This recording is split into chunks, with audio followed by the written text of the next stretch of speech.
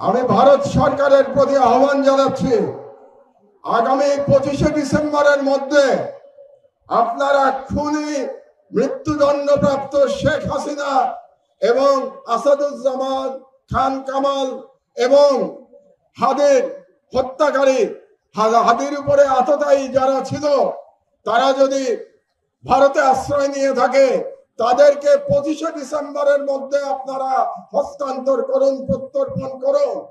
না হলে আমি হাদির রক্তের কসম দিয়ে বলছি, বাংলাদেশের প্রতিটি ভারতীয় প্রতিষ্ঠানের বিরুদ্ধে আমরা প্রতিরোধ সংগ্রাম শুরু করব।